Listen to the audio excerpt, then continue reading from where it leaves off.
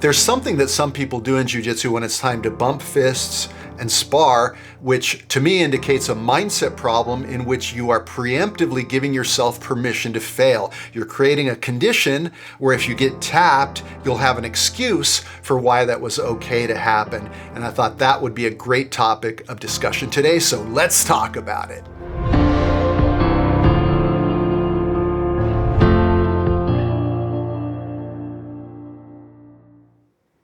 Before we get started, I am thrilled to announce that Old Grappler Summit San Diego 2024 is happening. It's an over 40 three-day grappling event that I'm putting on Friday, Saturday, Sunday, April 5th, 6th, and 7th. And that Friday night, there's an upscale social gathering that we're putting on. It's going to be an amazing time. If you've never been to a grappling retreat or event like this, it's a lot more than just the technical infusion you'll get into your game. It's about the friendships, the camaraderie, and we're talking San Diego where it's 72 degrees and sunny most days. So if you'd like to find out more about this fun event, all you have to do is go to oldgrapplersummit.com or click that little link that I will add above. And I'm so excited to share the mat with you and get some good training in. So what's that thing that some people do when they bump fists? Well, they give an excuse. It might be, oh man, I'm really tired today. I've been working long hours. It might be, oh, I just haven't been training as much as I'd like to. I'm just not in shape. It might be, man, my neck's kinked up and my knee's kind of bummed and I'm just not feeling so great today. Though something will come out of their mouth which, well, it's an excuse. I mean, that's all it is. It's an excuse in which you're giving yourself permission to fail. And look, we have all been there. We've all been there. I have done the same thing as well. And so, nobody is immune to that, but we need to understand that what we are doing is we are indicating that we have a poor mindset going into that role. You see it sometimes with lower belts when they spar with someone that's more advanced, because the more advanced person is typically going to come out on top. And so the person just sort of preemptively kind of in their mind is sort of defeated already. And versus the person that no matter what will always do their best. They won't concede anything and they will do their best. Now, some of that is a function of being in shape. I grant you that, because when I am in worse shape, when I'm not in great grappling shape, what happens is you have a tendency to concede things because it's very hard to fight against things with sustained effort. And there comes a point where you're just redlining yourself and you end up having to concede that thing, maybe conceding the guard pass, you're conceding the mount, you're conceding certain things. And we've all been there too, because when you're not in great shape, it's hard to not have those moments where you're just a little bit gassed and then, the person gets an advantage. In combat sports, they always say the person that gets tired first loses, and that's very, very true. And I can tell you, as someone that's been in killer shape and someone that's been in poor shape throughout my pretty long jiu-jitsu journey, it makes a massive difference. A mindset problem a lot of times is a fitness problem. It's very hard to walk into a situation where you're rolling or competing and truly believe in yourself when you're not in the kind of physical shape necessary to be able to do your best.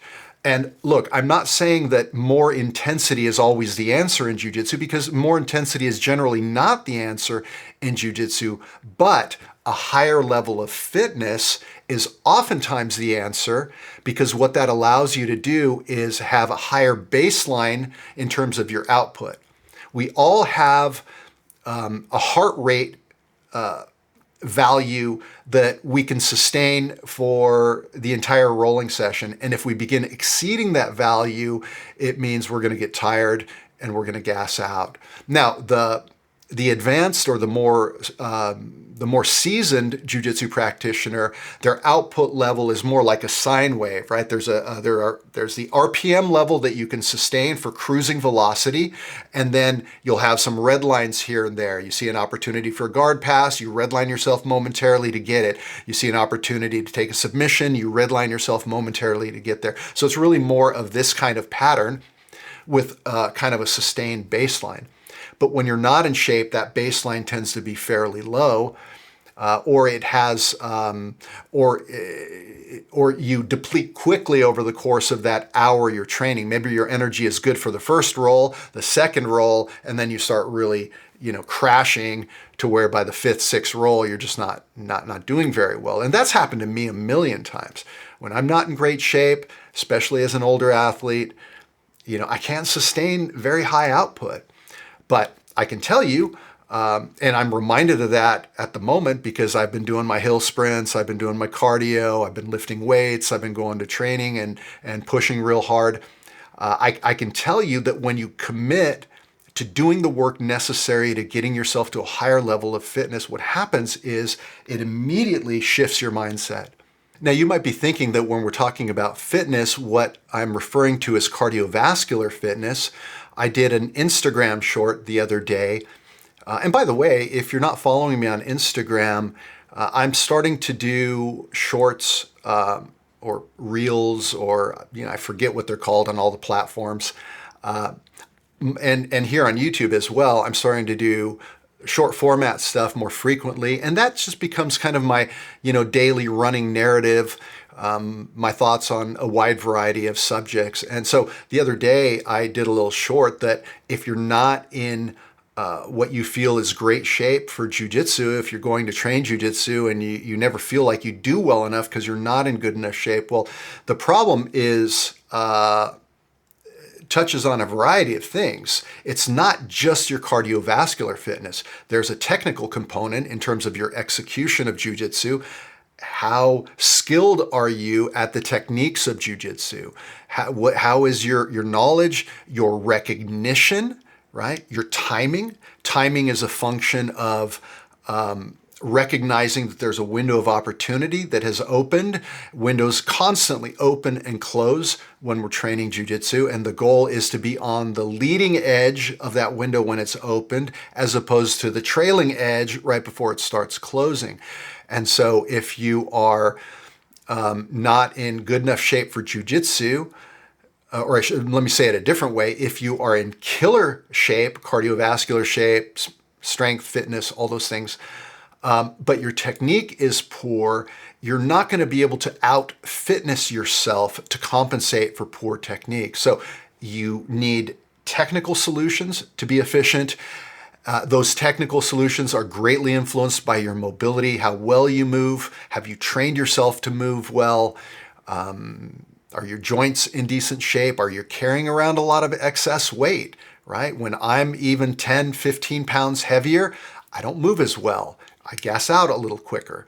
And so is your body composition appropriate so that you can be efficient, so that you can then take advantage of that technical opportunity in jiu-jitsu? And then, of course, you've got muscular efficiency, which is a measure of how strong you are relative to yourself. If you're weak relative to yourself, then you're not going to be able to move very well.